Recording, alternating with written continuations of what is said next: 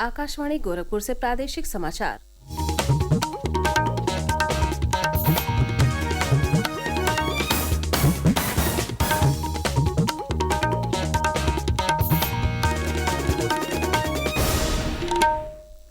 नमस्कार। समाचार बुलेटिन के साथ मैं सोनी निगम। पहले मुख्य समाचार। मुख्यमंत्री योगी आदित्यनाथ ने कल लखनऊ में एमएसएमई इकाइयों को 50,000 करोड़ रुपए का ऋण किया वितरित।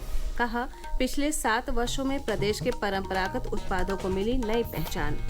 मुख्यमंत्री ने वाराणसी दौरे के दूसरे दिन स्वच्छता ही सेवा कार्यक्रम का किया शुभारंभ। कहा, बदली हुई काशी को वर्ष 2014 के बाद सभी ने देखा। श्री कृष्ण जन्मभूमि ईदगाह मामले में सुप्रीम कोर्ट ने विस्तार से विचार को बताया जरूरी। हाई कोर्ट की एकल पीठ के फैसले को चुनौती देने वाली याचिका पर सुप्रीम कोर्ट ने दी प्रतिक्रिया।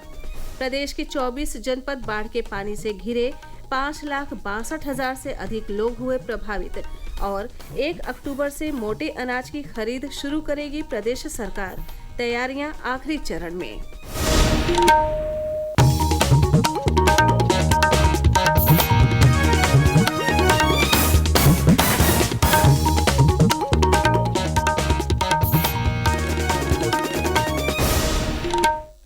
अब समाचार विस्तार से। मुख्यमंत्री योगी आदित्यनाथ ने कल लखनऊ में एमएसएमई इकाइयों को 50,000 करोड़ रुपए का ऋण और हस्तशिल्पियों व कारीगरों को टूल किट वितरित किया। इस मौके पर मुख्यमंत्री ने कहा कि प्रदेश के परंपरागत उत्पादों को पिछले 7 वर्षों में फिर से नई पहचान मिली है। उन्होंने कहा कि प्रधानमंत्री नरेंद्र मोदी के मार्गदर्शन में जिन योजनाओं को प्रदेश में शुरू किया गया, वो आज लाखों लोगों के लिए रोजगार का जरिया बन गई हैं।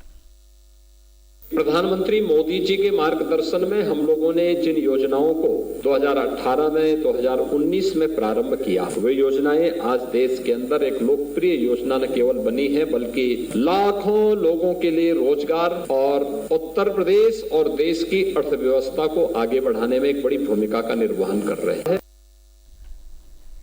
मुख्यमंत्री योगी आदित्यनाथ ने कल अपने वाराणसी दौरे के दूसरे दिन स्वच्छता ही सेवा कार्यक्रम का शुभारंभ किया। साथ ही विश्वकर्मा जयंती पर पीएम विश्वकर्मा योजना के लाभार्थियों को ई-वाउचर, प्रशिक्षण प्रमाण पत्र और ऋण के चेक प्रदान करने के साथ ही विभिन्न योजनाओं का शुभारंभ किया। इस मौके पर मुख्यमंत्री ने कहा कि सभी ने 2014 के बाद बदली हुई काशी को देखा है। जैसे काशी बदली है, वैसे ही देश और उत्तर प्रदेश में भी बदलाव आया है। मुख्यमंत्री ने कहा कि प्रधानमंत्री स्वच्छता के बहुत आग्रही हैं।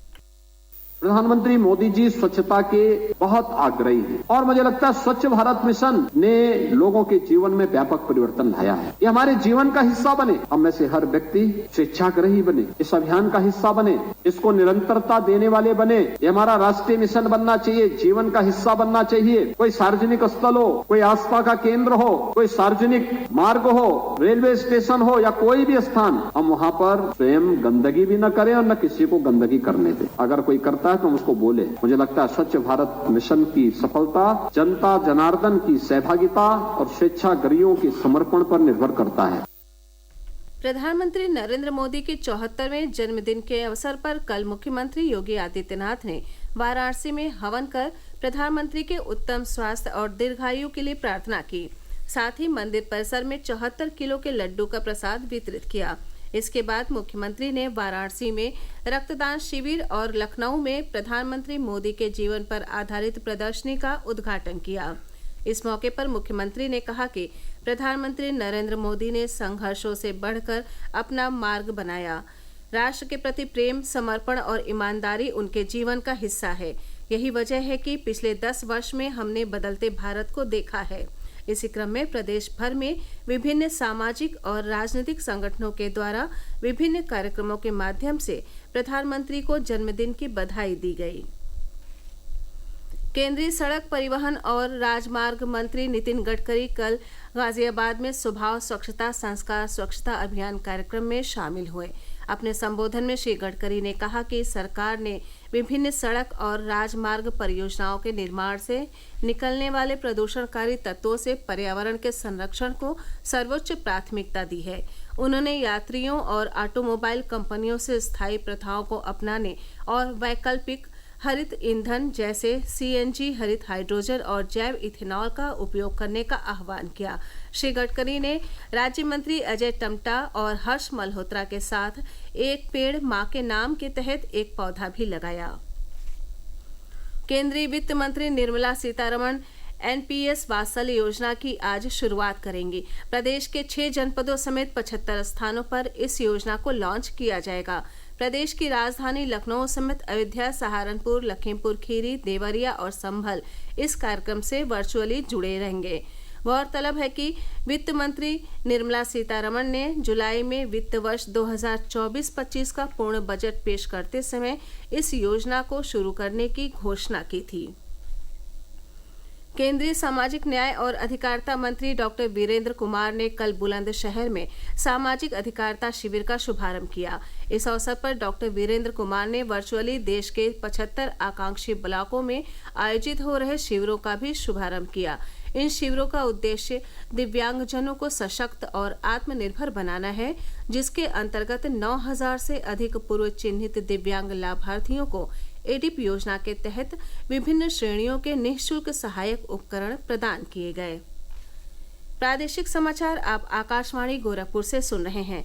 ये समाचार बुलेटिन हमारे YouTube channel AIR news Gorakhpur और X हैंडल AIR न्यूज_GKP पर भी उपलब्ध है।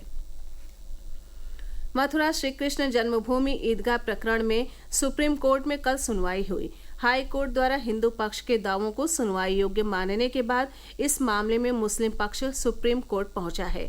जस्टिस संजीव खन्ना और जस्टिस संजय कुमार की पीठ ने कहा कि श्री कृष्ण जन्मभूमि शाही ईदगाह मामले में कई तरह की कानूनी पेचीदगियां हैं। इस पर विस्तार से विचार की जरूरत है। कोर्ट ने शाही ईदगाह कमेटी की लगभग 1600 पेज की याचिका पर कहा कि रिट का परीक्षण किया जाएगा। 1 अगस्त को हाई कोर्ट ने मथुरा के श्री कृष्ण जन्मभूमि शाही मस्जिद ईदगाह विवाद को सुनवाई योग्य माना था। कोर्ट ने शाही ईदगाह मस्जिद की जमीन के स्वामित्व को लेकर हिंदू पक्षकारों की ओर से दाखिल सभी 15 सिविल वादों को सुनने योग्य मानते हुए मुस्लिम पक्ष की 5 आपत्तियां खारिज कर दी। ईदगाह कमेटी ने इस फैसले को सुप्रीम कोर्ट में चुनौती दी है। पहाड़ों पर हो रही बारिश और बांधों से नदियों में पानी छोड़े जाने की वजह से प्रदेश के 24 जनपद बाढ़ के पानी से घिर गए हैं, जिससे प्रदेश के विभिन्न जनपदों में रहने वाले 5,62,000 से अधिक लोग प्रभावित हैं।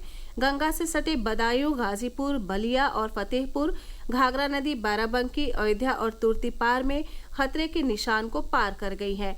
वहीं गंगा नदी वाराणसी, कानपुर देहात और शारदा नदी लखीमपुर खीरी में खतरे के निशान से महज आधा मीटर नीचे है।